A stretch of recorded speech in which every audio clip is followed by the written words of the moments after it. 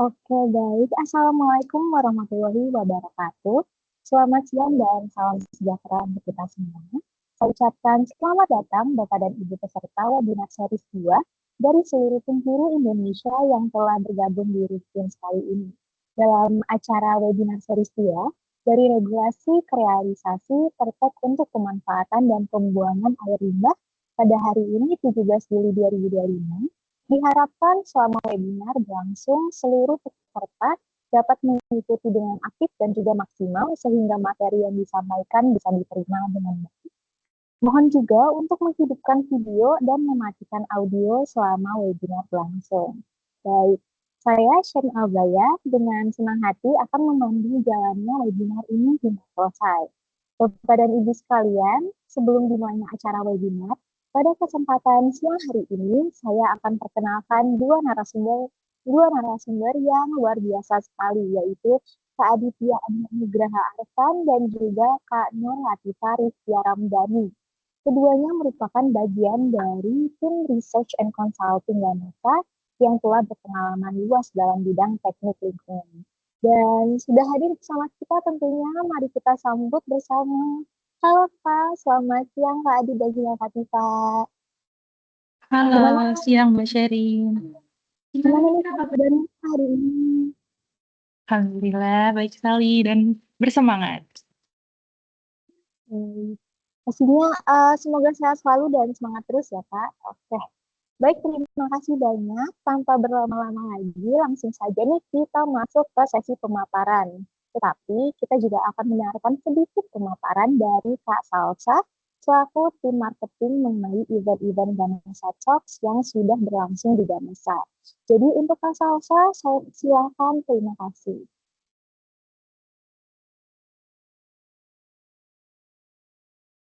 Halo, selamat siang. Terima kasih Kak Sherin atas perkenalannya. Selamat siang Bapak dan Ibu, salam sehat untuk kita semua. Perkenalkan, saya Salsa, mewakili tim marketing dari Ganesha Environmental Services, konsultan lingkungan berbasis teknologi yang hadir sebagai solusi lingkungan terpadu untuk masa depan yang berkelanjutan.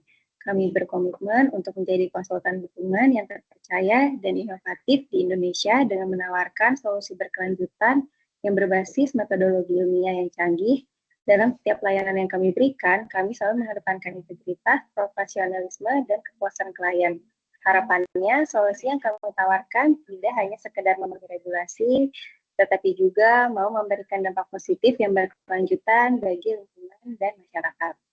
Webinar series ini merupakan kegiatan rutin kami yang kedua, setelah sebelumnya kami berhasil menyelenggarakan webinar perdana pada bulan Mei. Kedepannya, kami akan terus menyelenggarakan kegiatan serupa sebagai ruang berbagi insight, pengalaman, solusi di bidang lingkungan.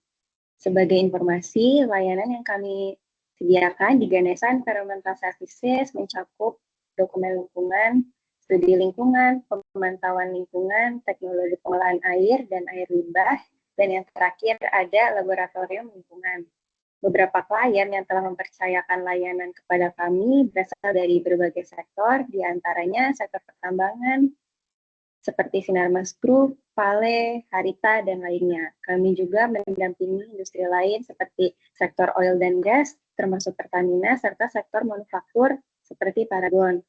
Tentunya masih ada sektor-sektor lain yang belum sempat kami sebutkan satu persatu, namun kami terbuka untuk berkolaborasi dengan berbagai jenis industri yang memiliki komitmen terhadap keberlanjutan lingkungan. Jika Bapak dan Ibu memiliki kebutuhan khusus, pertanyaan, atau ingin diskusi lebih lanjut, kami persilakan untuk menyampaikan di sesi tanya-jawab pada akhir acara.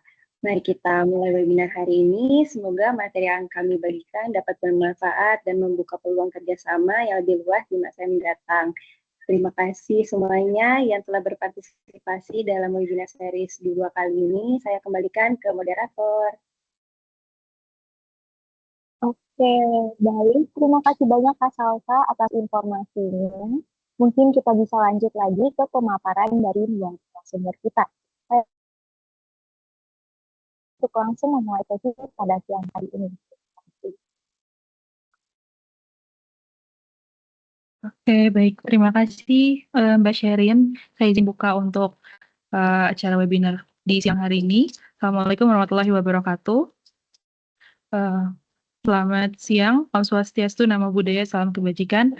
Perkenalkan, nama saya Nurlatif Haris Ramdhani. Di sini kami akan sedikit membahas terkait persetujuan teknis dari regulasi ke realisasi terkait praktek untuk pembuangan dan pemanfaatan air limbah.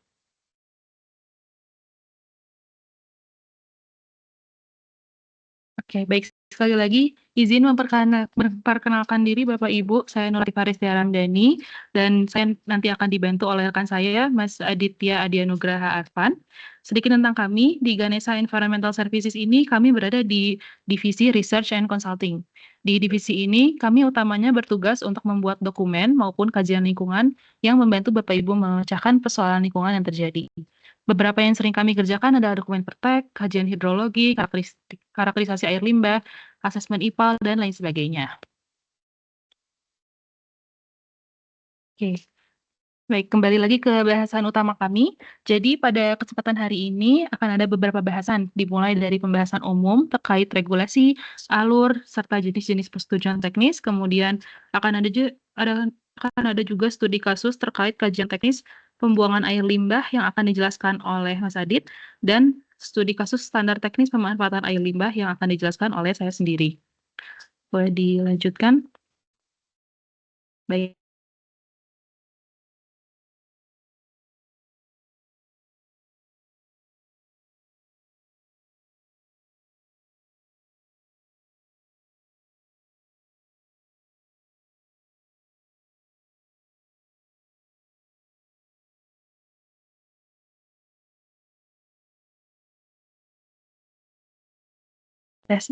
Apakah suara saya sudah terdengar?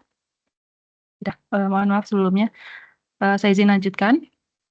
Sedikit background dari regulasi persetujuan teknis ini, di slide yang tertampil terdapat perbedaan alur pengajuan izin berdasarkan regulasi sebelum dan setelah Undang-Undang Nomor 6 Tahun 2023 dan Peraturan Pemerintah Nomor 22 Tahun 2021, Bapak Ibu.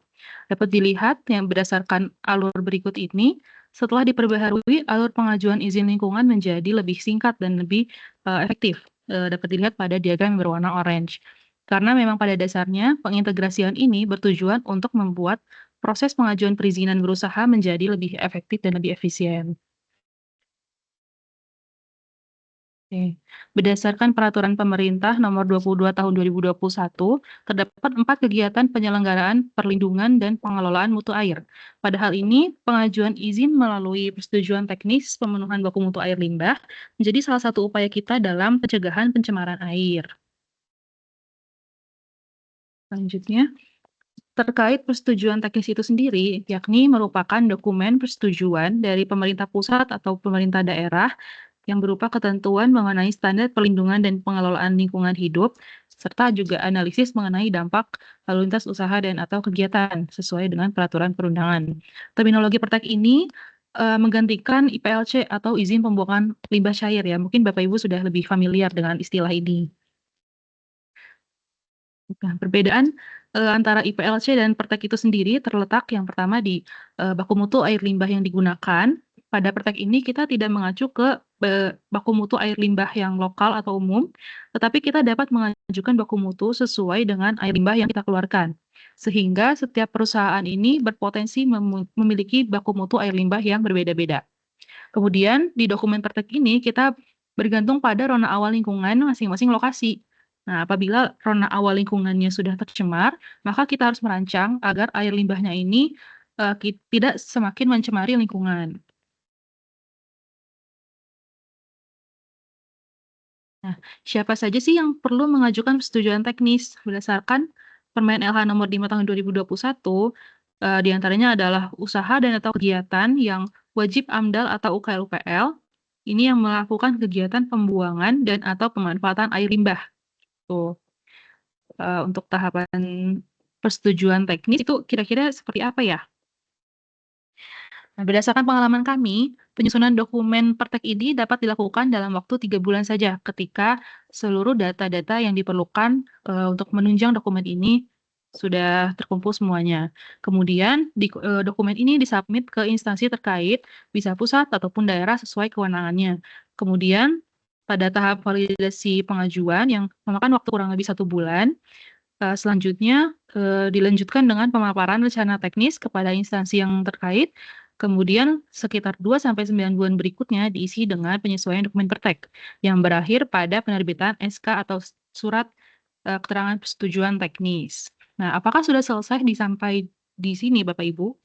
Tentu belum saja. Next.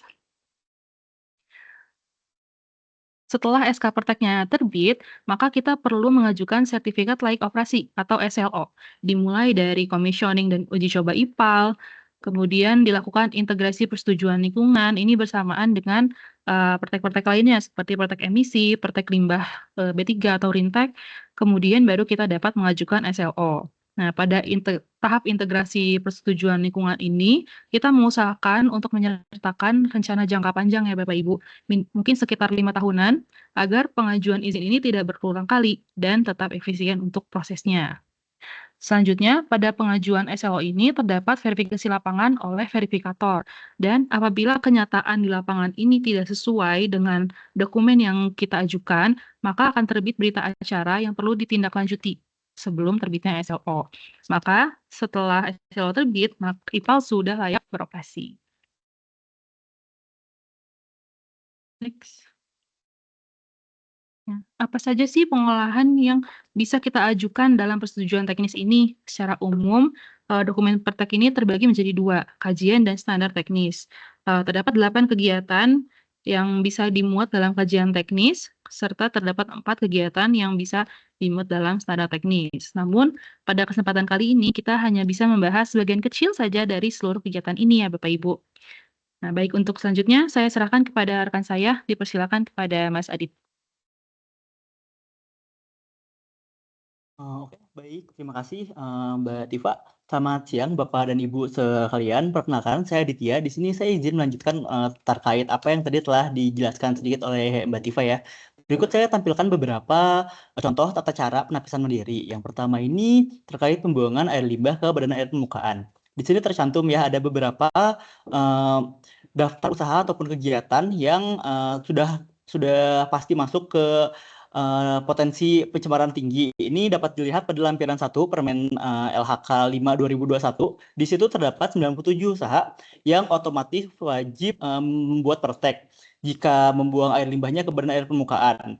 Nah, dari ini entah dari kegiatan utama maupun penunjang atau kegiatan domestik. Namun walaupun kita sudah tahu bahwa perusahaan yang kita walaupun kita sudah tahu nih misalnya perusahaan yang kita ini wajib membuat pertek kajian teknis, namun kita tetap harus melakukan penapisannya hingga ke step-step bawahnya seperti itu. Karena untuk memastikan apakah badan air permukaannya sudah ada alokasi beban pencemarnya atau kualitas airnya sudah melebihi baku mutu atau belum dan sebagainya. Nanti mungkin akan dijelaskan lebih lanjut pada bahas bagian studi kasus. Ada juga pembuangan air limbah ke formasi tertentu. Kalau ini harus langsung untuk wajib membuat kajian teknis ya Bapak Ibu. Selanjutnya ada juga pemanfaatan air limbah untuk aplikasi ke tanah. Ini jika airnya mau dimanfaatkan dan seringnya itu digunakan sebagai substitusi untuk kegiatan siram dan cuci ataupun lain sebagainya. Selanjutnya, memanfaatkan air limbah ke formasi tertentu. Kalau ini biasanya digunakan untuk kegiatan pressure maintenance ataupun enhanced oil recovery. Dan yang terakhir dalam pertek air ini ada yang kegiatan yaitu pembuangan air limbah ke laut. Ini juga terdapat beberapa daftar usaha kegiatan yang dapat dilihat pada lampiran 1 Permen LHK 5 tahun 2021, di mana terdapat 59 usaha yang wajib melakukan kajian teknis dan 57 usaha yang wajib melakukan standar teknis. Namun kita tetap harus melakukan penapisan ya seperti yang tadi sudah dijelaskan di awal. Oke, berikut merupakan beberapa perbandingan muatan kajian teknis dan standar teknis. Dari kedua muatan ini, yang membedakan adalah penentuan baku mutu yang digunakan. Pada kajian teknis, acuan baku mutu yang ditentukan berdasarkan perakiraan dampak yang kita analisis. Sedangkan pada standar teknis, baku mutunya itu mengikuti rujukan yang telah ditetapkan oleh menteri ataupun peraturan daerah masing-masing daerah. Oke, agar lebih paham, pada webinar ini kita akan memperdalam terkait kajian teknis membuang air limbah ke badan air permukaan yang nanti akan disampaikan oleh saya, dan nanti ada juga penjelasan terkait standar teknis pemanfaatan air limbah ke aplikasi ke tanah untuk penyiraman cuci dan dan itu akan dibahas oleh Mbak Diva. Baik, kita mulai untuk studi kasusnya, yaitu pembuangan air limbah ke badan air permukaan. Kembali lagi, saya membahas terkait muatan kajian teknis. Secara umum, dalam penyusunan kajian teknis, kita harus memuat beberapa hal, mulai dari deskripsi kegiatan, ruang lingkungan awal, perakiraan dampak. Ini merupakan salah satu ciri khas dan pembeda dari kajian teknis. Kemudian ada juga pembahasan terkait rencana pengelolaan lingkungan, termasuk IPAL, unit operasi dan proses, periode uji coba, hingga rencana pemantauan lingkungan. Ada juga penjabaran terkait internalisasi biaya yang dilakukan, kemudian sistem manajemen lingkungan, hingga kompetensi SDM yang ada di perusahaan tersebut.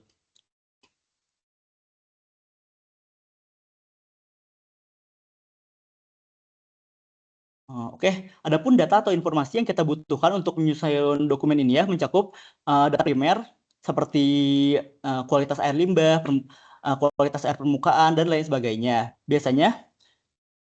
Biasanya kita memulai pekerjaan dengan melakukan sampling pada badan air permukaan yang menjadi lokasi pembuangan air limbah. Ada juga data sekunder yang perlu kita ketahui seperti identitas perusahaan, deskripsi kegiatan, kapasitasnya juga, kemudian izin-izin existing yang dimiliki oleh perusahaan, hingga sistem tanggap darurat, alokasi biaya, waktu, dan kompetensi SDM yang ada di perusahaan itu sendiri.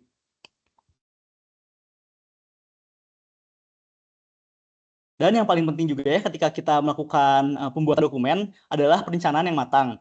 Mengapa? Karena ketika kita mau membuat kajian teknis, yaitu melakukan perencanaan ya, karena kita jika terdapat perubahan seperti airnya yang tadi di awal kita niatnya mau membuang, tapi ternyata tidak ada perubahan rencana, jadi airnya misalnya mau dimanfaatkan, atau lokasi pembuangannya berubah yang awalnya ke sungai menjadi ke danau ataupun ke laut, itu jenis dokumen yang harus kita buatnya itu berubah ya. Jadi apalagi kalau si dokumennya itu sudah disubmit ke PTS PKLHK, ternyata ada perubahan rencana. Kalau dari itu harus melakukan pengajuan ulang mulai dari pembuatan dokumen ulang dan proses administrasi lainnya. Oke, pada studi kasus ini kita akan mengasumsikan bahwa ada sebuah tambang batu bara yang akan membuang air limbahnya ke badan air permukaan, yaitu sungai ya. Jadi kita membahas ke poin 1. Walaupun KBLI tambang batu bara sudah tergolong pada potensi pencemar tinggi, namun kita harus tetap melanjutkan penapisannya ke poin-poin selanjutnya. Oke, kita lanjut ke poin selanjutnya. Seperti apakah ada standar teknologi? Biasanya untuk tambang di Indonesia itu masih jarang ada standar teknologinya, maka kita asumsikan bahwa itu tidak ada. Kemudian, apakah air limbahnya dibuang ke badan air permukaan? Karena di studi kasus ini rencananya kita akan membuang air limbahnya ke sungai, jadi kita asumsikan iya. Kemudian apakah ada alokasi beban pencemarnya? Biasanya untuk sungai-sungai besar, ya baru sungai-sungai besar saja yang sudah ada penetapannya. Mungkin salah satunya itu ada di Sungai Citarum yang ada di Jawa Barat, namun biasanya untuk sungai-sungai yang ada di Sulawesi, Kalimantan, dan lain sebagainya itu masih jarang ada alokasi beban pencemarnya. Jadi kita asumsikan kalau di sini tidak ada beban pencemarnya. Kemudian apakah baku mutunya terlampaui? Ini baru bisa dijawab setelah kita melakukan permodelan ya Bapak Ibu. Namun jika ternyata baku mutunya ini melebihi ketika kita membuang air limbahnya ke badan air permukaan, maka dari itu kita harus melakukan kajian alternatif kompensasi. Seperti apa sih itu kajian kompensasi? Kita coba bahas sedikit ya pada webinar ini. Jadi kajian kompensasi itu dilakukan jika ada dua dasar kewajiban, di mana yang pertama badan air permukaan sudah tidak memiliki daya tampung beban pencemar lagi, dan yang kedua jika air limbahnya tidak dapat dimanfaatkan, misalnya debitnya mungkin terlalu besar ataupun sebagainya. Kemudian dari alternatif ini kita bisa pilih ada dua, yaitu yang paling sering dilakukan adalah rehabilitasi das dan pengadaan IPAL domestik untuk warga-warga di sekitar.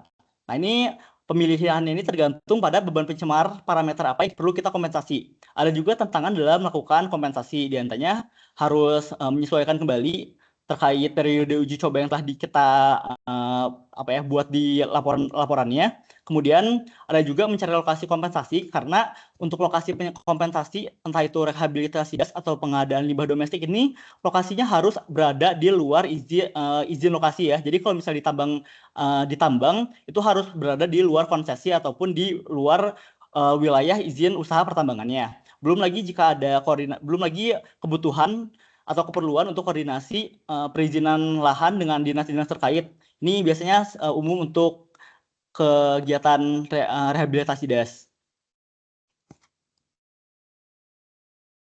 Oke, jika kita sudah tahu nih misalnya air apa saja yang mau dibuang dan kemana airnya akan dibuang, selanjutnya kita harus melakukan analisis neraca air.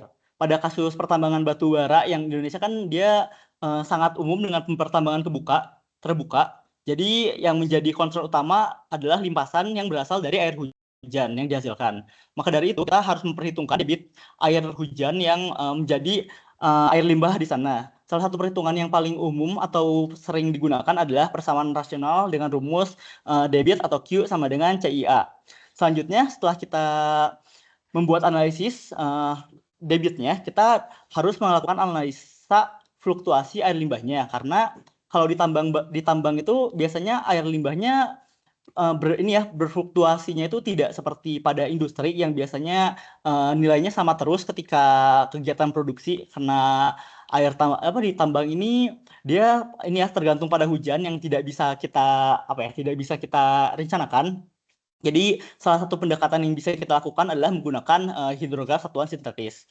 Tidak lupa juga kita membutuhkan informasi seperti kualitas air, yaitu air inlet ya Bapak Ibu, sebagai yang perlu dijadikan poin.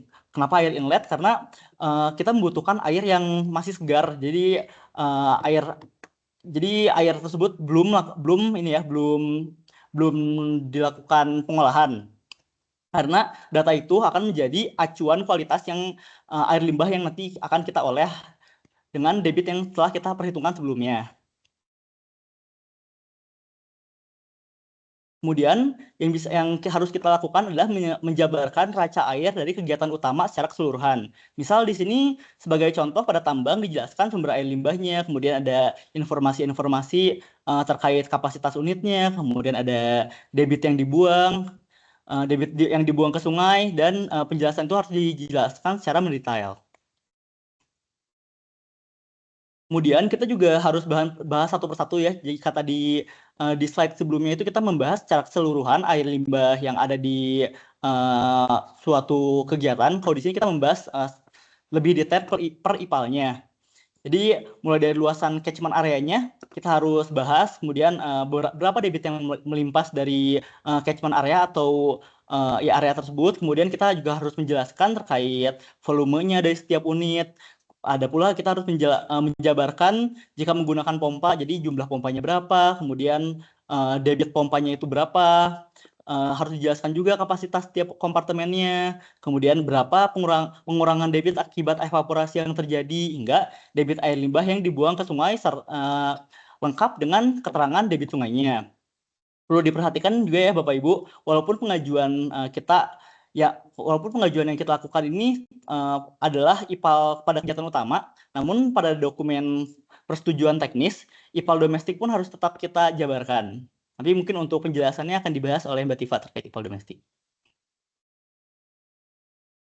Oke, selanjutnya jika kita sudah melakukan analisis perakiraan dampak. Step pertama yang harus kita lakukan adalah memperhitungkan baku mutu air limbah yang kita buang. Ada beberapa skenario yang bisa kita cermati. Yang pertama, ketika badan air permukaannya memiliki alokasi beban pencemar, maka baku mutu air limbahnya bisa kita sesuaikan dengan alokasi beban pencemarnya. Yang kedua, jika badan air penerimanya sudah tidak memiliki beban atau alokasi beban pencemar, sehingga jika skenario yang kedua ini terjadi, maka kita dapat menggunakan baku mutu air limbah yang spesifik, kemudian ditambah dengan pertimbangan persen penurunan beban di segmen tersebut, atau kita harus melakukan kompensasi. Dan yang ketiga, jika menggunakan menggunakan baku mutu air pada badan air badan air penerima yang akan kita buang, kita dapat memperhitungkan dengan beberapa metode. Di antaranya ini ada neraca massa untuk polutan konservatif seperti logam, kemudian ada model numerik atau analitik untuk polutan yang non-konservatif seperti TSS, pH, organik, dan lain sebagainya. Berikut merupakan tools-tools yang bisa kita gunakan seperti neraca massa sederhana, ada QuAl2K, SIWAT, dan lain sebagainya. Jadi setelah kita mengetahui ini metode apa yang cocok untuk kita perhitungkan, kita lanjut untuk menganalisa sebaran air limbahnya. Selanjutnya kita harus melakukan analisis sebaran air limbah. Dimulai dengan melakukan segmentasi pada badan air permukaan atau sungai yang menjadi lokasi pembuangan seperti yang ada di gambar sebelah kanan. Jadi kita harus menentukan mulai dari titik hulu sampai hilir dan lokasi-lokasi pembuangan air limbahnya. Misalnya ada beberapa IPAL yang kita buang ke sungai. Kemudian ada pula beberapa langkah dalam menganalisis sebaran air limbah, dimulai dari perhitungan baku mutu air limbah, dilanjut dengan kita memperhitungkan potensi bioakumulasi dan perpindahan polutannya, kemudian menentukan zone of initial dilution atau ZID, dilanjut dengan penentuan nilai penting atau potensi dampak yang dapat terjadi, hingga memperoleh informasi sebaran air limbahnya. Dengan concern, data-data yang kita perlukan adalah data rona lingkungan awal, lokasi atau titiknya, kemudian debit untuk point ataupun diffusers-nya, hingga jarak antar titiknya. Berikut saya jelaskan juga beberapa metode untuk memodelkan perakiraan dampak yang dapat dilakukan. Yang pertama adalah menggunakan metode neraca massa sederhana. Ini merupakan metode yang paling mudah dan sederhana dan umum digunakan untuk perhitungan akumulasi konsentrasi logam pada air. Selanjutnya ada model numerik menggunakan QuAl2K. Ini juga sangat umum digunakan untuk memodelkan parameter pH dan total suspended solid atau padatan selarut atau TSS. Kemudian tools ini berbasis Excel dan beberapa data yang kita butuhkan untuk merunning menggunakan tools ini adalah debit air limbahnya, jarak antar lokasinya, kemudian mutu air pada air limbah maupun badan air itu sendiri.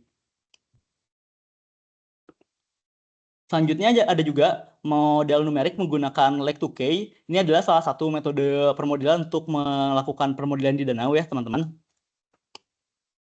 Selain Lake2K juga ada menggunakan perhitungan daya tampung danau. Nah, untuk daya tampung ini kita menggunakan rumus yang dapat dilihat dan tertera pada lampiran 2 Permen LHK tahun nomor 5 tahun 2021. Jadi ini sudah dijelaskan dan kita bisa melakukan perhitungan berdasarkan data-data yang sudah dijelaskan pada lampiran tersebut.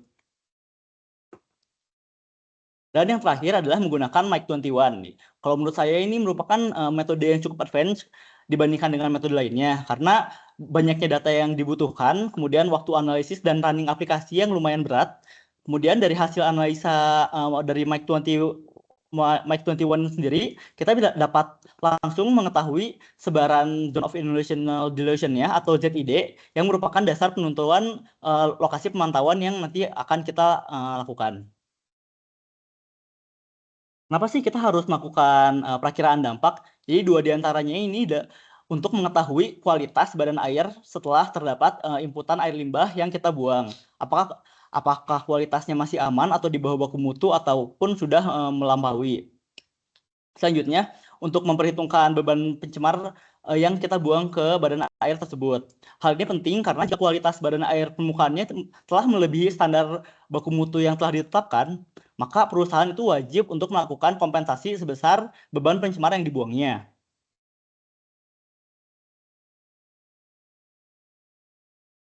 Selanjutnya, setelah kita melakukan beberapa hal tersebut, kita dapat menentukan sifat penting dampak dari kegiatan yang kita lakukan. Hal ini didasari berdasarkan hasil hitungan dampak yang telah kita lakukan. Mulai dari sebaran air limbah yang dihasilkan, kemudian potensi pencemar dari setiap parameter air limbah yang kita buang dan analisis, dan Dari beberapa itu kita akan menganalisis ke aspek-aspek seperti jumlah manusia dan komponen lingkungan yang terdampak, kemudian intensitasnya berapa lama, luas sebarannya seberapa luas, kemudian ada berbalik atau tidaknya dampak tersebut, dan lain sebagainya. Kemudian penilaian dilakukan secara kuantitatif dan diidentifikasi pada setiap badan air penerima. Jadi misalnya jika kita membuang pada lebih dari satu badan air, maka tiap analisis pada aspek-aspek ini harus dijabarkan pada tiap badan air yang kita dampak, ya, kita buang. Yang terakhir, untuk menentukan titik pemantauan. Adapun beberapa pertimbangannya adalah hasil perhitungan baku mutu yang telah kita lakukan, kemudian perhitungan ataupun analisis dari sebaran air limbah yang telah kita peroleh, serta mempertimbangkan aksesibilitas lokasinya. Jadi harus mempertimbangkan juga ya kalau titik pemantauannya itu bisa diakses atau ya kita bisa datang sana untuk melakukan pengambilan air, pengambilan airnya. Selanjutnya, kita juga membahas terkait rencana pengelolaan dan pemantauan lingkungan. Bagian ini kita akan melakukan review pada desain yang telah dibuat atau yang akan direncanakan. Yang pertama adalah kita perlu memastikan bahwa kapasitas IPAL itu mencukupi. Jadi kalau di tambang ini kita harus menganalisis mulai dari data curah hujan, maksimum yang digunakan, hingga hasil dari debit limpasan yang dihasilkan. Ingat ya Bapak Ibu, untuk kapasitas IPAL ini kita tidak boleh kurang dari total timbulan air limbah yang dihasilkan. Karena jika kurang, itu sangat mungkin untuk terjadinya banjir dan berdampak pada lingkungan. Kemudian kita juga harus menjelaskan terkait teknologi IPAL yang kita gunakan. Misalnya untuk di tambang ini banyak menggunakan sedimen pond sederhana. Jadi pada sedimen pond atau SP ini kita harus jelaskan mulai dari dia terdiri dari beberapa kompartemen, kemudian di mana lokasi treatmentnya atau pembubuhan koagulan ataupun bahan kimianya, lanjut dengan lokasi pemantauan atau titik penaatannya. Adapun kriteria desain yang bisa kita acu itu dapat kita lihat di ESDM 1827 tentang pedoman pelaksanaan kaidah teknik pertambangan yang baik serta literatur lainnya.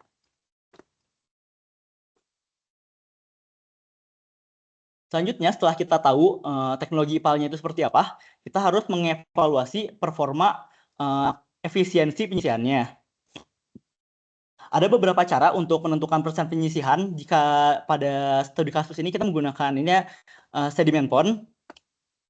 Yang kita bisa pertimbangkan adalah pertama waktu detensi. Semakin besar waktu detensinya, maka semakin besar penyisihannya. Kemudian melakukan sedimentasi. Pengujian sedimentasi seperti sedimentasi tahap 1, tahap 2, hingga jar test agar kita mengetahui secara spesifik pengurangan TSS yang terjadi. Yang terakhir, kita harus mengetahui juga kegiatan-kegiatan yang dilakukan. Contohnya seperti pembubuhan chemical ataupun koagulan yang dilakukan.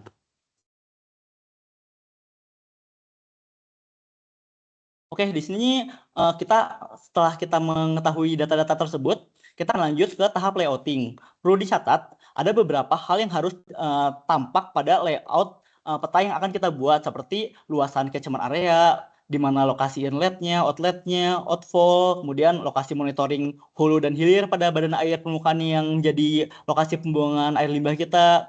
Kemudian ada juga penyaliran air tambang mulai dari outlet ke outfall-nya, kemudian bagaimana kontur wilayahnya, hingga layout IPAL-nya, dalam hal ini SP atau settling pond. Baik, kurang lebih seperti itu yang muatan-muatan yang harus ditambahkan pada dokumen kajian teknis. Sebetulnya ada 2 poin lagi, yaitu pemantauan lingkungan dan sistem manajemen lingkungan. Namun karena pembahasannya kurang lebih sama seperti standar teknis, jadi akan dijelaskan sekalian oleh Mbak Tifa. Oke, selanjutnya bisa dilakukan oleh Mbak Tifa. Waktu dan tempat saya persilahkan. Oke, baik. Terima kasih, Mas Adit. Kembali lagi bersama saya yang akan membahas studi kasus pemanfaatan air limbah untuk siram dan cuci. Boleh di next. Oke, kita langsung saja membahas hal apa saja sih yang perlu dimuat dalam dokumen standar teknis ini. Yang pertama adalah standar teknis pemenuhan baku mutu air limbah. Ini meliputi deskripsi kegiatan, kemudian rujukan baku mutu air limbahnya, rencana pengelolaan lingkungan, ini termasuk sistem pengolahan air limbahnya, kemudian periode uji coba IPAL, dan rencana pemantauan. Kemudian yang kedua, kita harus mencantumkan juga internalisasi biaya lingkungan. Ini biaya yang kita alokasikan untuk pengelolaan lingkungan, khususnya di pengendalian pencemaran air. Kemudian yang ketiga, sistem manajemen lingkungan, serta yang keempat adalah kompetensi sumber daya manusianya. Nah, apa sih perbedaannya dengan dokumen kajian teknis? Nah, di dokumen standar teknis ini relatif lebih ringkas untuk dokumennya. Kemudian juga tidak memerlukan kajian penentuan mutu, sehingga kita dapat mengacu pada baku mutu yang sudah ditetapkan sebelumnya oleh pemerintah. Itu. Kemudian khusus untuk standar teknis siram dan cuci ini merupakan dokumen yang cukup sering diajukan oleh pemerkarsa. Nah, kenapa sih? Karena memberikan beberapa keuntungan ya Bapak Ibu. Yang pertama adalah dapat mengurangi beban pencemar yang dibuang ke badan air. Ini jika sebelumnya akan melakukan pembuangan, kemudian juga mengurangi titik pemantauan badan air, misalnya seperti itu. Dan yang ketiga juga melakukan efisiensi penggunaan air bersih, sehingga air bersihnya lebih dapat dikonservasi. Nah, namun perencanaan yang harus muat dalam dokumen standar teknis ini harus direncanakan secara matang, Bapak Ibu. Karena jika terdapat perubahan seperti yang sebelumnya saya bilang, ini berpotensi untuk mengganti dokumen karena tujuan dari pemanfaatannya ini bisa berubah. Gitu. Salah satu contoh penapisan mandiri untuk dokumen standar teknis ini dapat dilihat di layar. Nah, untuk diagram ini khusus untuk pemanfaatan air limbah untuk aplikasi ke tanah. Nah, kita coba studi kasus untuk kegiatan siram dan cuci. Nah, siram dan cuci ini diantaranya kegiatannya untuk siram tanaman, siram jalan, untuk pasokan air hidran, kolam rekreasi, cuci kendaraan, dan lain-lain. Nah, coba kita mulai dari pertanyaan pertama. Apakah usaha dan atau kegiatan menghasilkan air limbah yang infeksius? Nah, limbah infeksius ini biasanya dari rumah sakit ya Bapak Ibu. Coba kita studi kasus untuk industri selain rumah sakit.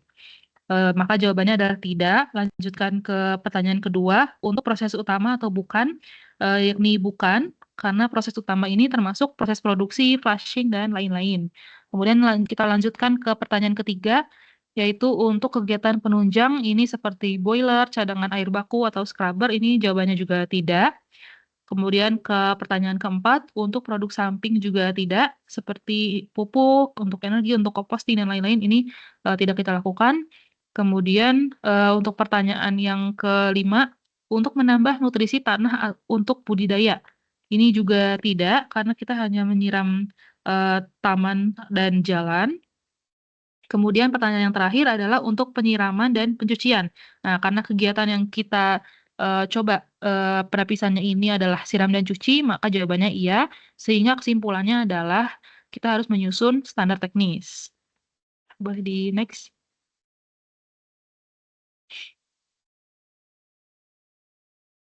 Oke, selanjutnya jika kita sudah tahu nih apa saja air limbah yang kita akan manfaatkan seperti untuk siram dan cuci, nah kita masuk ke substansi yang pertama, yaitu neraca air.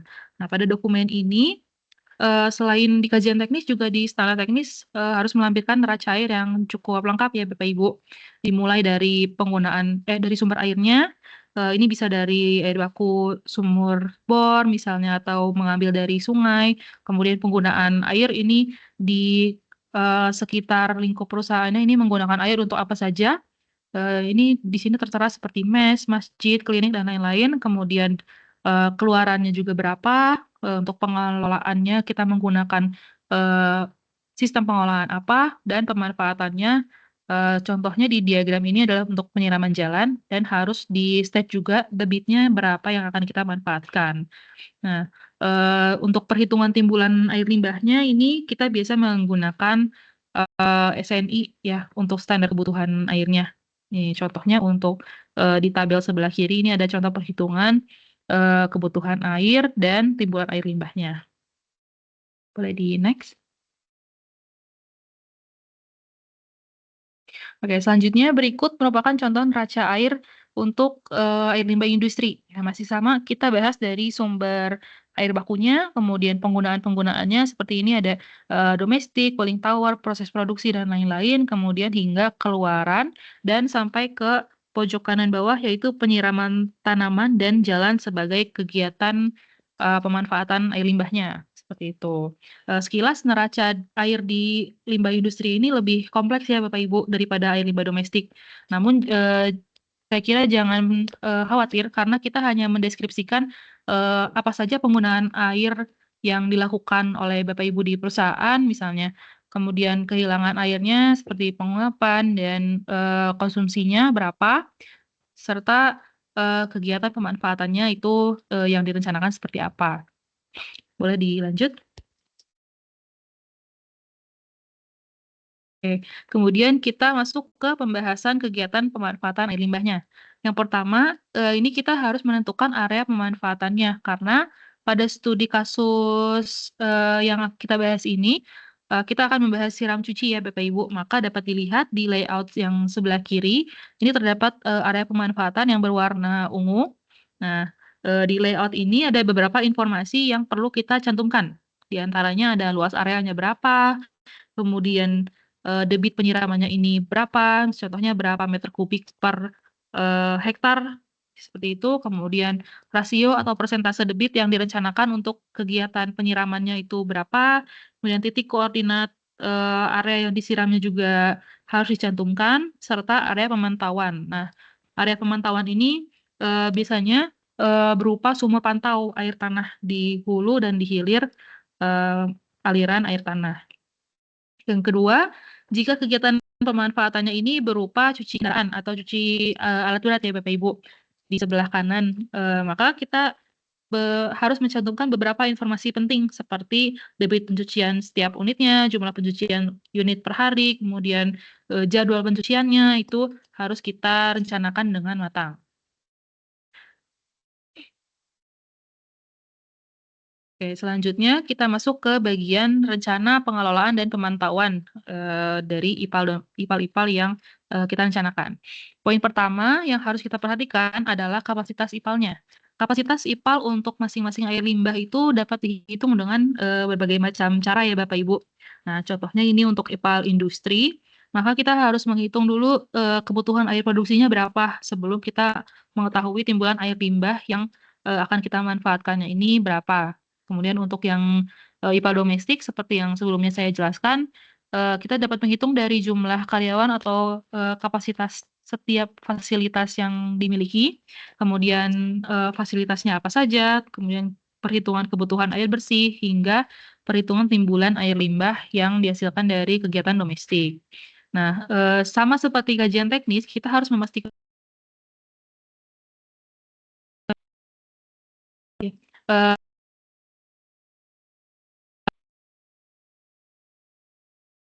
kapasitas IPAL yang kita rencanakan ini harus lebih besar daripada total timbulan air limbahnya ya. Kita tidak mau air limbah dari kegiatan-kegiatan yang kita lakukan ini meluber dari IPAL yang kita rencanakan Bapak Ibu. Boleh di next.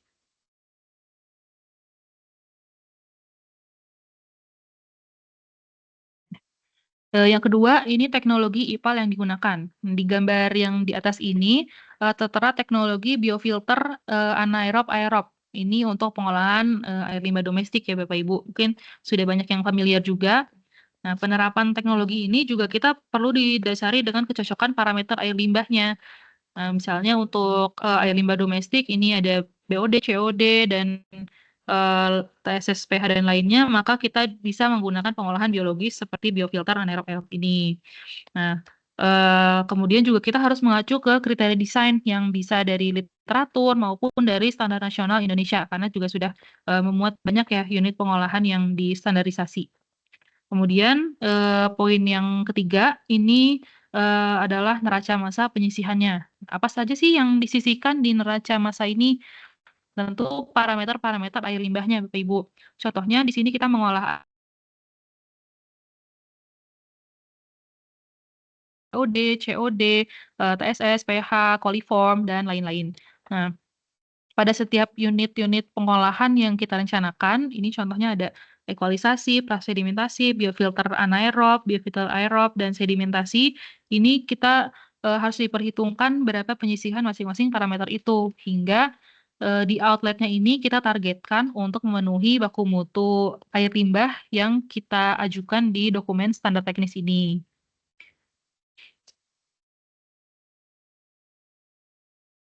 Nah, kita masuk ke poin yang keempat, yaitu layout IPAL. Ini ada contoh layout IPAL industri di sebelah kiri. Nah, seminimal-minimalnya juga di layout ini kita harus mencantumkan 7 poin ini, Bapak Ibu. Dimulai dari sumber air limbah, ini unit kegiatannya apa, misalnya seperti mesnya atau kantornya, itu harus dicantumkan. Kemudian saluran air limbah antar unit proses atau operasinya, saluran air limbah antar kompartemen, kemudian koordinat inlet IPAL-nya, outlet IPAL-nya, serta koordinat monitoring hulu dan hilirnya. Kemudian untuk saluran drainase dan tata letak unit juga harus jelas ditampilkan dalam layout ini. Nah, sebelumnya saya mau tanya dulu nih, apakah layout yang di sebelah kiri ini sudah sempurna atau belum ya? Mungkin dari Bapak Ibu ada yang mau jawab di chat? Jika berkenan.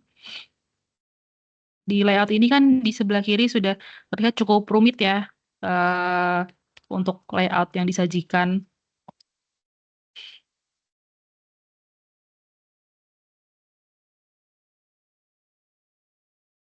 Oke, mungkin Bapak Ibu ada yang berkenan untuk menjawab. Belum, ya boleh mungkin Pak Vicky boleh dijelaskan apa saja sih yang belum sempurna dari layout ini?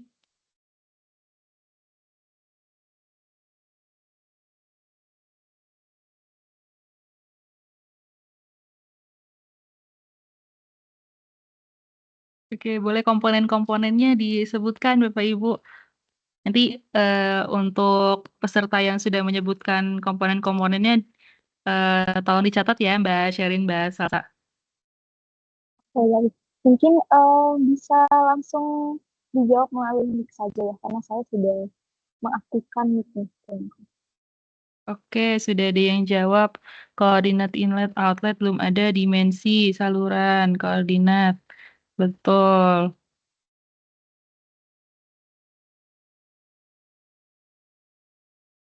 Boleh di next.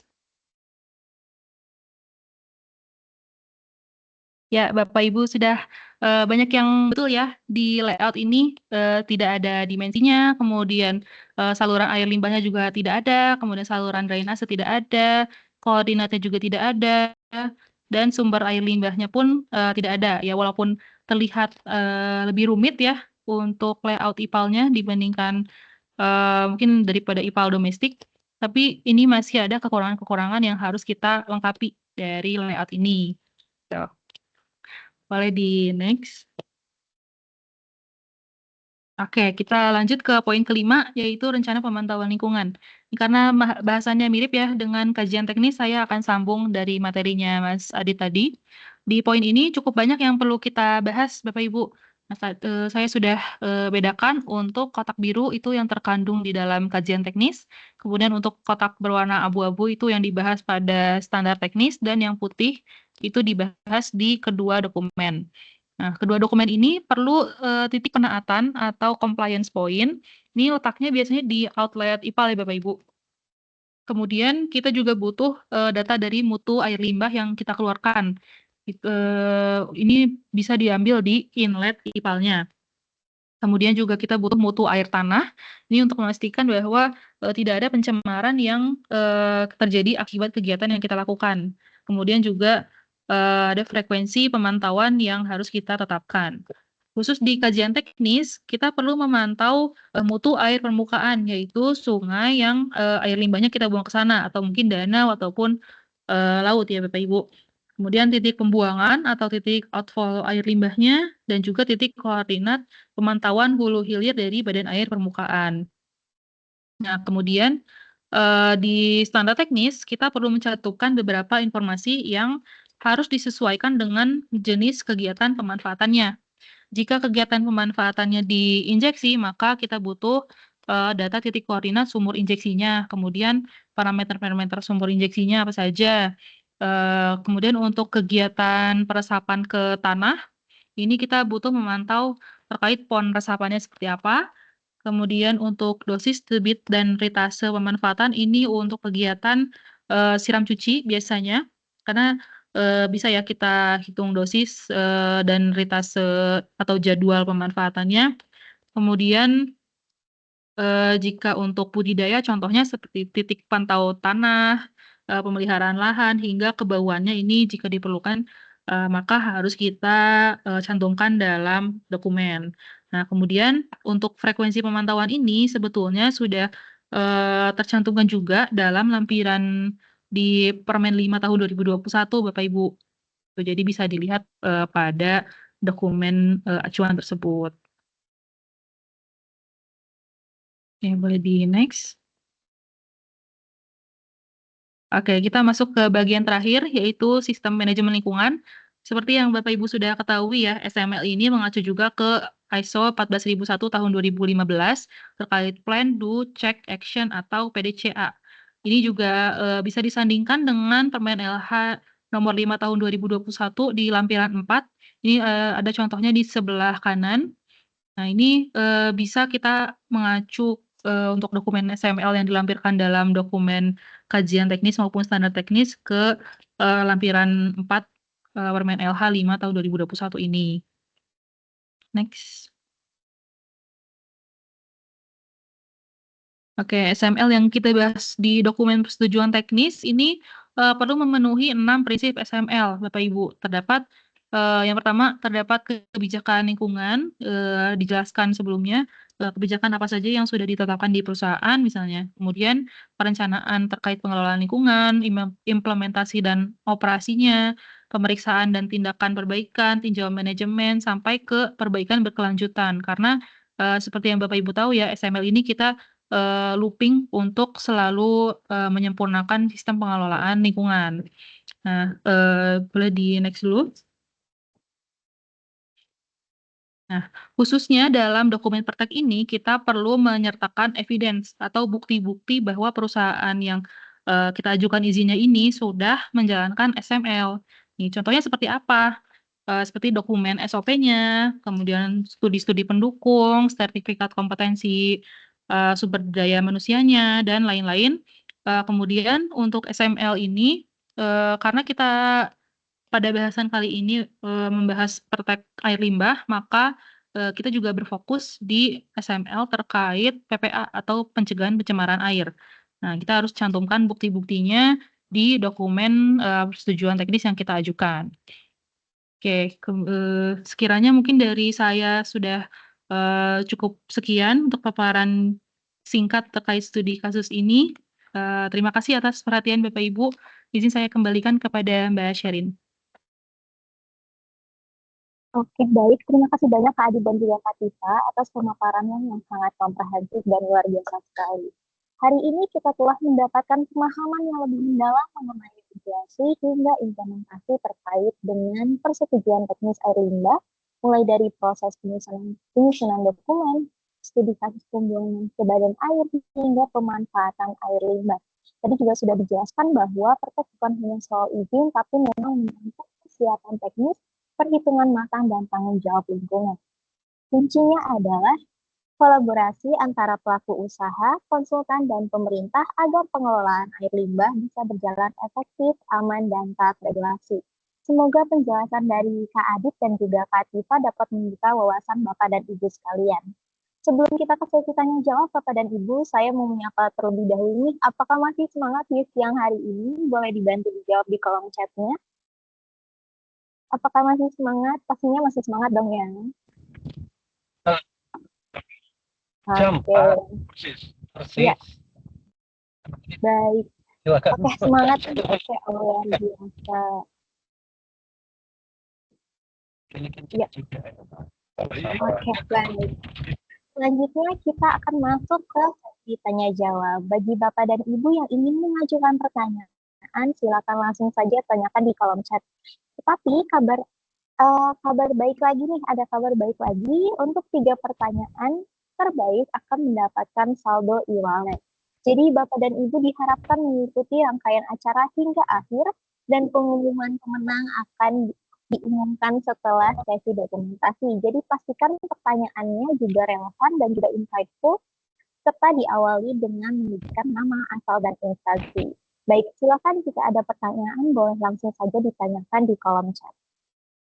Dan sebagai tambahan lagi, mungkin yang sudah bertanya selama pemaparan boleh dikirim ulang untuk pertanyaan ya Bapak dan Ibu sekalian. Baik.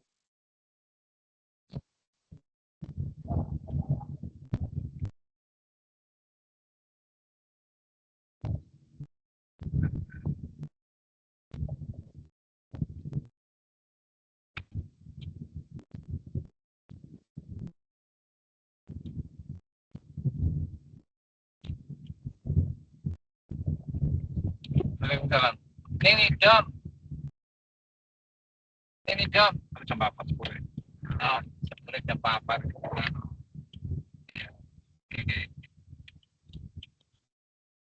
Baik. Oke, saya akan mulai bacakan 3 pertanyaan pertama ya. Untuk pertanyaan dari Ibu Lucy, pertanyaannya adalah, Kak, kalau ternyata debit air limbahnya lebih besar daripada kapasitas IPAL-nya bagaimana? Pertanyaan kedua dari Francisca atau Ibu Francisca Kusnanto. Halo Min, Ibu bertanya, mohon maaf, dari referensi yang saya temukan biasanya BMAL domestik yang dimanfaatkan untuk penyiraman tanaman itu menggunakan permen LHK nomor 68 tahun 2016, namun ketika diminta untuk BMAL-nya selain dari permen LHK nomor 68 tahun 2016 tapi berupa kajian. Itu seperti apa ya Min untuk BMAL yang dimaksud berupa kajian? Dan pertanyaan terakhir dari Bapak Bisma yaitu jumlah IPAL menentukan jumlah dokumen. Baik, mungkin dari Kak Adit atau Kak Tita bisa langsung dijawab.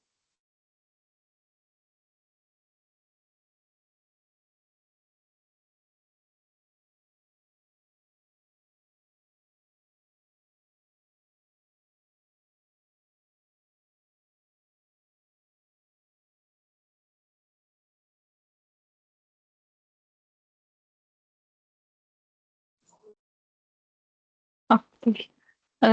Izin bacain, saya coba jawab dulu pertanyaan yang pertama ya dari Ibu Lucy Dwi. Izin bertanya, kalau ternyata debit air limbahnya lebih besar daripada kapasitas IPAL-nya bagaimana? Nah, saya izin menjawab Ibu Lucy. Jadi kita dalam perencanaan di dokumen persetujuan teknis ini, kita harus meyakinkan terlebih dahulu kepada instansi terkait ya.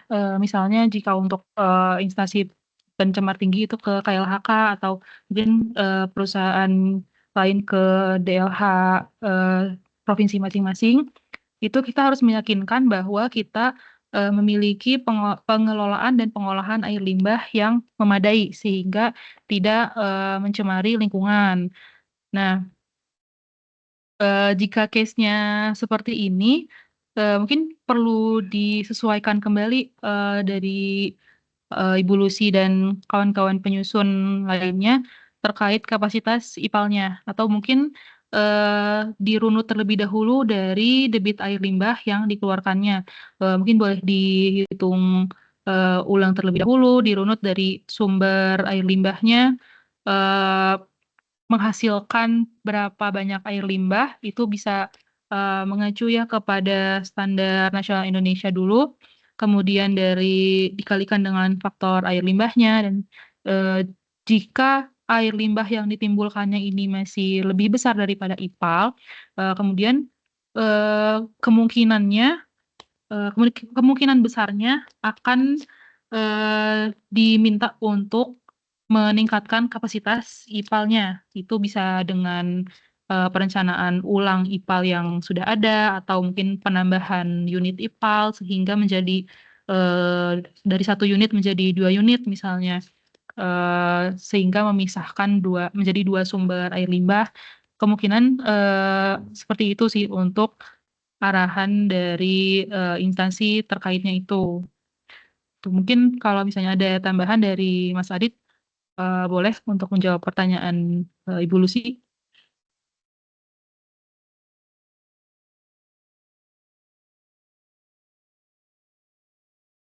izin menambahkan mungkin ya tadi dari jawabannya Mbak Tifa. Biasanya kalau misalnya kita mengajukan itu sebenarnya kembali ke dampaknya sih resiko yang dapat terjadi.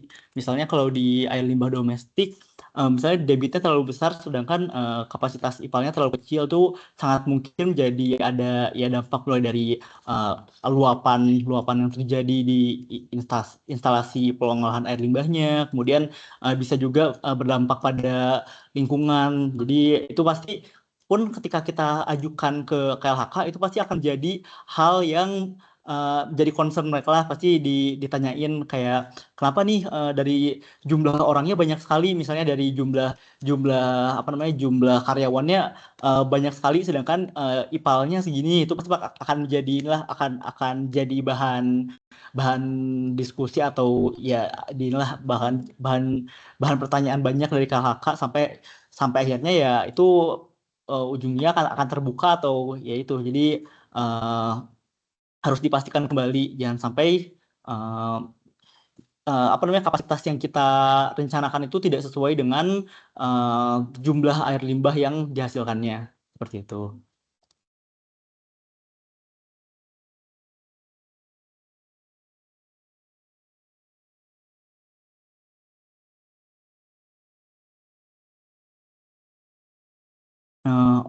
Oke, mungkin cukup, tapi kalau ternyata masih ada concern boleh lagi ya, ditulis lagi di kolom komentar. Kemudian selanjutnya saya izin menjawab terkait pertanyaan dari Ibu atau Mbak Francisca Kusnanto. Jadi tadi terkait ini ya, referensi yang ditemukan biasanya BMAL domestik yang dimanfaatkan untuk siram tanaman tuh menggunakan Permen LHK nomor 68 2016, tapi ketika diminta, tapi ternyata ada ini ya, ada BMAL tambahan, yaitu memang betul ya, tapi biasanya itu sudah ditentukan dari KLHK-nya. Jadi pengalaman yang kita ini yang pernah kita lakukan, kita pernah mengajukan dokumen.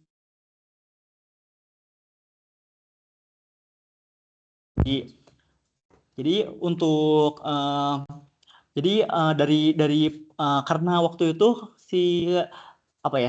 kita mengajukan dokumennya itu ke KLHK pusat. Jadi ada ini sih, ada beberapa tambahan parameter tambahan di luar yang 68 2016 itu, diantaranya ada surfaktan sebagai MBHS, kemudian ada total fosfat, residual klorin, kemudian ada juga beberapa parameter yang diambil dari PP 22 2021 seperti fecal coliform, kemudian COD dan TSS seperti itu. Tapi ya, itu dia, itu untuk mungkin kami juga masih ini sih masih belum menemukan kayak misalnya yang tadi, misalnya total fosfat, surfaktan dan residual klorin itu sumbernya dari mana. Tapi kalau berdasarkan pengalaman kami itu langsung di request oleh KLHK seperti itu. Pun untuk kadar maksimumnya itu ya bisa dicari dari beberapa literatur ataupun baku mutu yang sudah ada. Kemudian untuk misalnya sebelumnya kita belum melakukan pengujian secara rutin untuk parameter-parameter yang baru di-mention itu. Nah, itu ini sih kita bisa melakukan pendekatan melalui literatur yang ada. Kurang lebih seperti itu.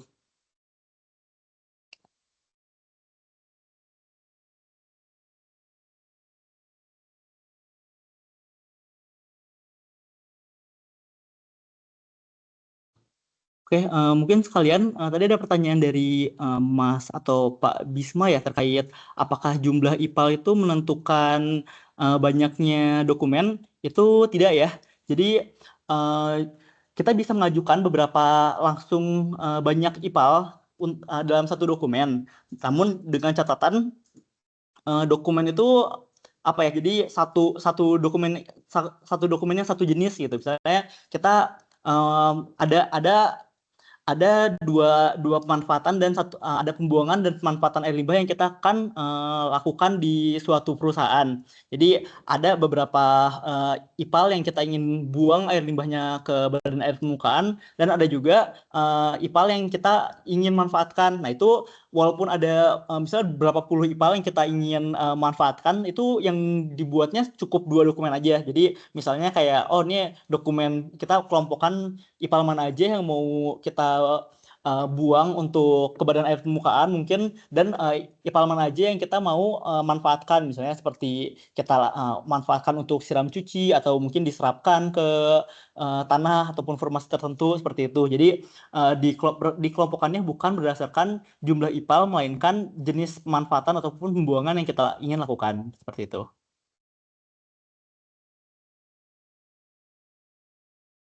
Oke, baik. Terima kasih banyak atas jawabannya. Mungkin kita bisa lanjut ke pertanyaan selanjutnya.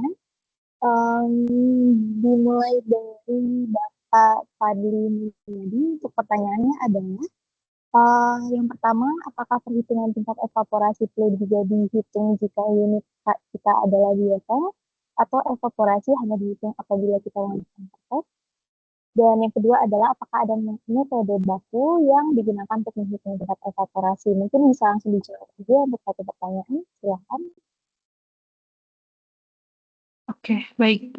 Saya izin menjawab terlebih dahulu untuk Pak Fadli Mulyadi. Terima kasih atas pertanyaannya. Untuk pertanyaan yang pertama itu, apakah perhitungan tingkat evaporasi perlu untuk biotank atau air limbah domestik? Ini sebetulnya kalau untuk evaporasi ini hanya terhitung cukup mayor ketika instalasi pengolahan air limbahnya ini terbuka ya, seperti sedimen pond di pertambangan itu kan cukup luas untuk area yang digunakannya, kemudian terbuka juga, tidak ada penutup di atapnya. Maka untuk evaporasi ini sepertinya tidak diperlukan untuk IPAL biotank ya, untuk air limbah domestik. Jadi untuk IPAL-IPAL yang terbuka saja. Kemudian yang kedua, apakah ada metode baku yang digunakan untuk menghitung tingkat evaporasi? Untuk metode ini sebetulnya belum ada ketentuan metode baku apa yang harus digunakan apabila kita memperhitungkan evaporasi dalam pengelolaan air limbah kita.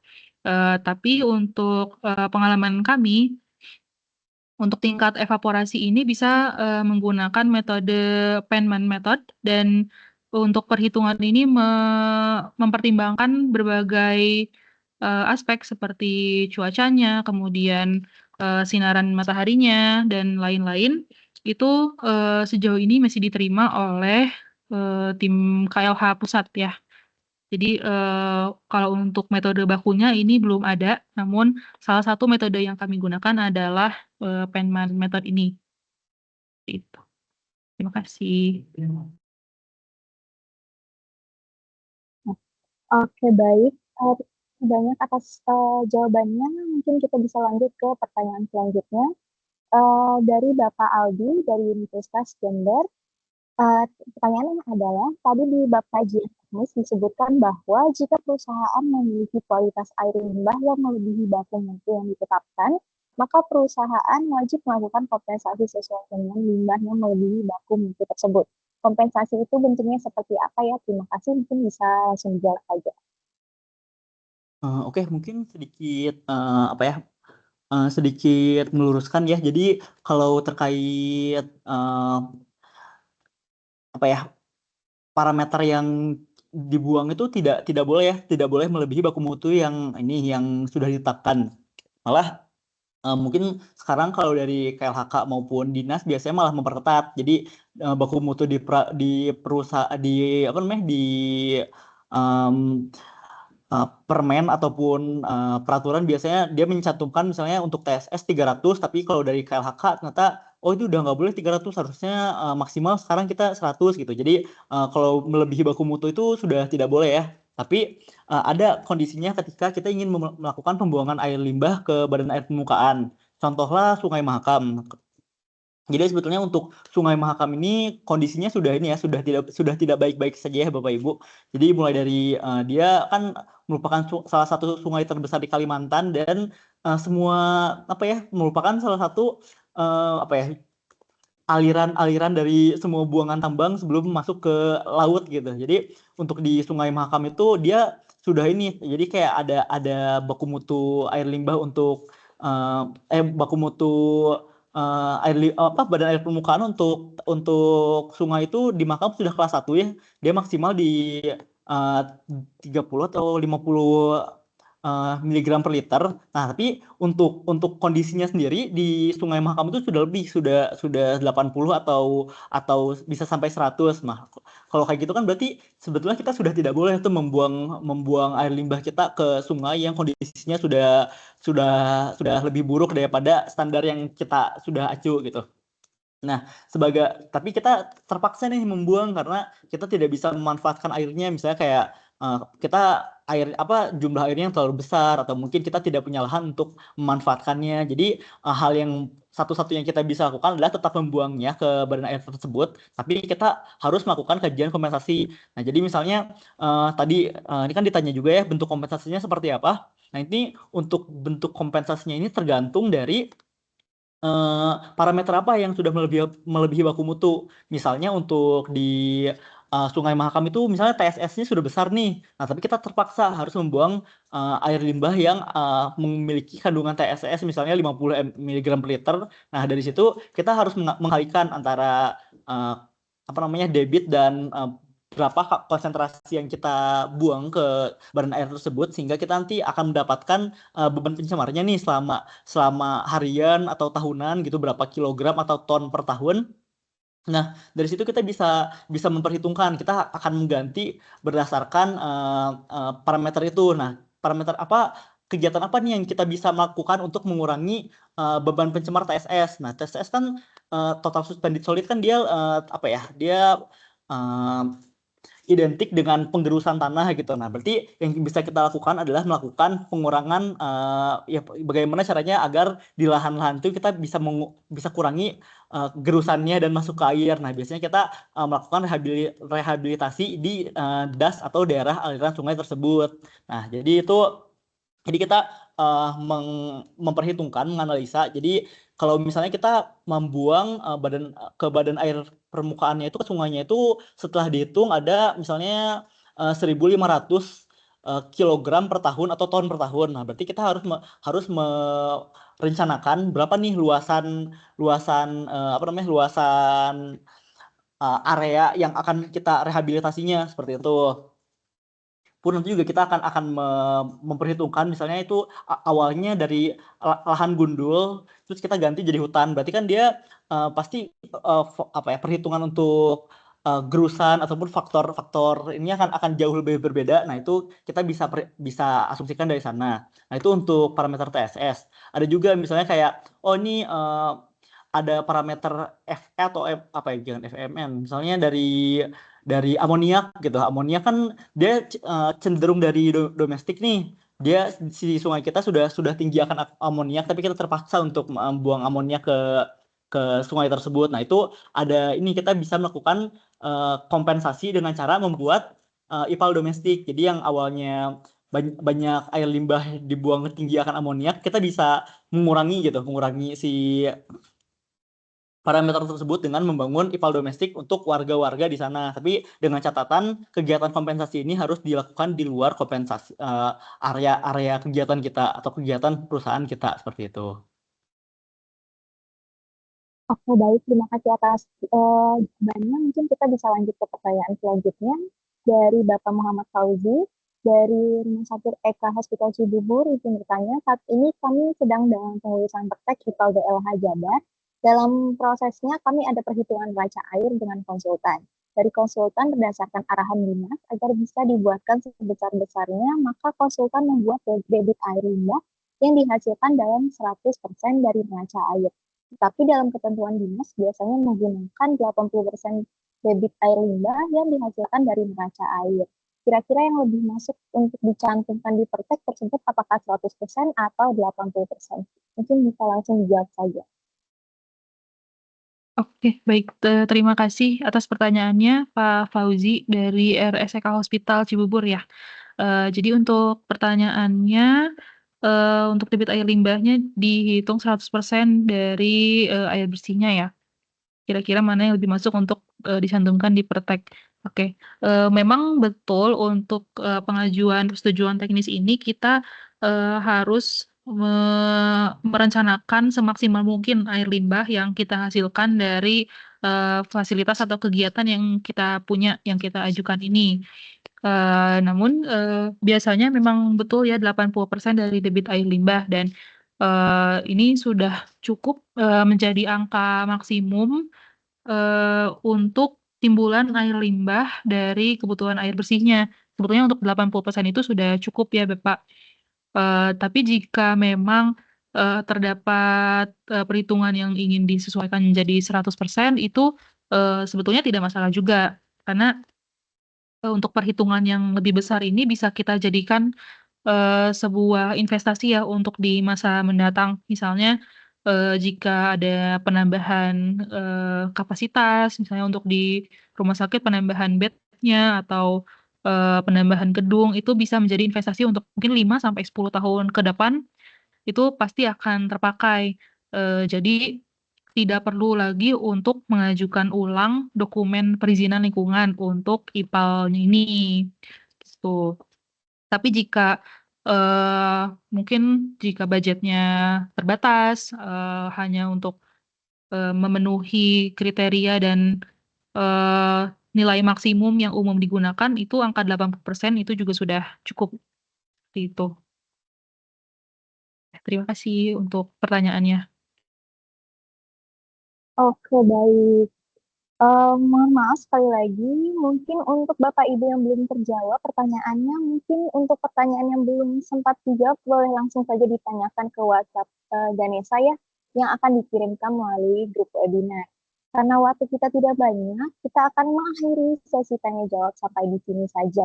Selanjutnya, saya akan menjelaskan info menarik buat Bapak dan Ibu sekalian. Bulan Agustus nanti, Ganesha akan mengadakan short course solusi pengelolaan air tambang dengan software HEV HMS yang akan berlangsung selama 3 hari pada tanggal 4 sampai 6 Agustus. Nantinya akan ada banyak sekali hadiah dan juga voucher gratis, plus materi disampaikan step by step termasuk panduan cara download dan penggunaan software itu sendiri. Jadi cocok banget, cocok sekali untuk Bapak dan Ibu yang belum familiar dengan software tersebut.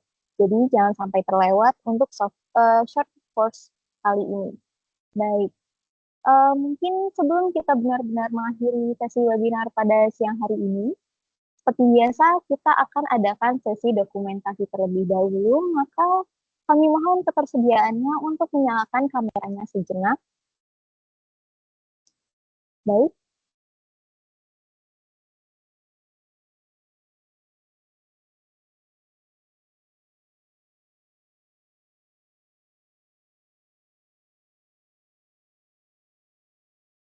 Oke, mungkin bisa dihidupkan untuk videonya agar kita bisa mengambil dokumentasi.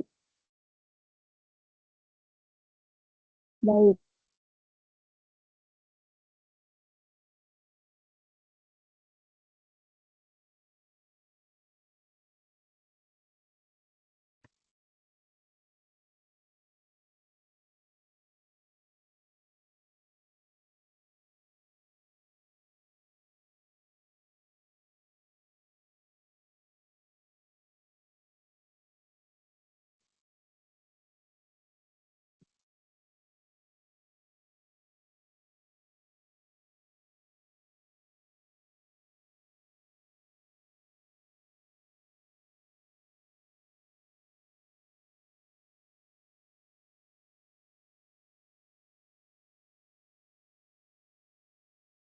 Baik, mungkin sudah semuanya untuk menghidupkan kameranya. Kita akan mulai screenshotnya.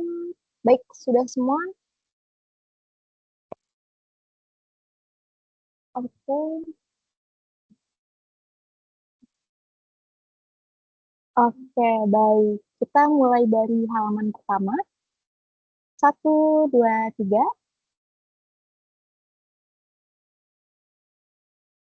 Baik, kita lanjut ke halaman kedua. 1, 2, 3. Baik, kita lanjut ke halaman selanjutnya. 1, 2, 3. Oke, baik. Halaman selanjutnya 1, 2, 3. Halaman selanjutnya 1, 2, 3. Oke, baik. Bisa ke halaman selanjutnya? Bisa, halaman selanjutnya.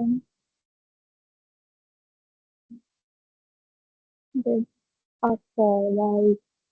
Halaman selanjutnya, silakan.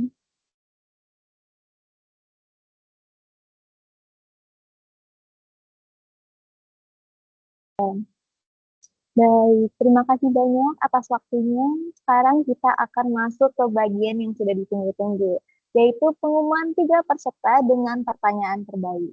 Setelah berdiskusi dan menilai pertanyaan yang masuk tadi, kami telah memilih 3 peserta dengan pertanyaan terbaik di sesi hari ini.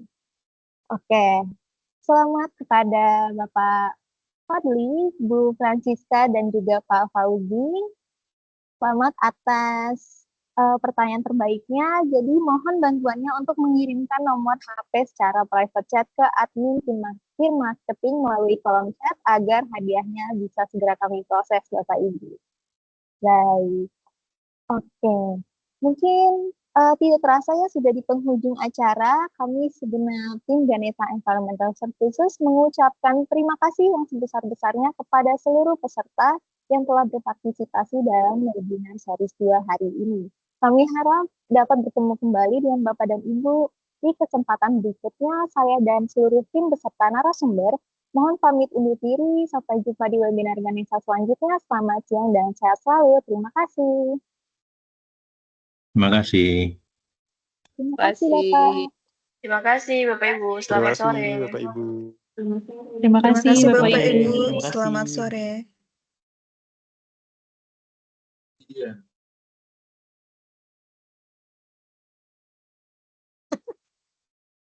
Terima kasih. Siska.